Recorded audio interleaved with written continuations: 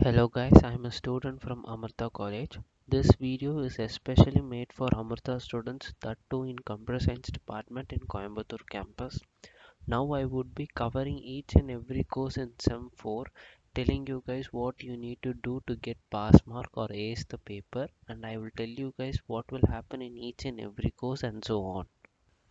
So now we will be talking about the course Computer Organization and Architecture, or COA. So this course mainly consists of assembly language. So therefore it does not contain any projects. Only lab evaluation and quizzes are present. For the first two lab evaluations, we need to study an assembly language called Verilog, which is very important for this course. And also this course contains only theory and drawings also. Drawings nearly contains 10 marks in N semester. So drawings are very important for this course. Uh,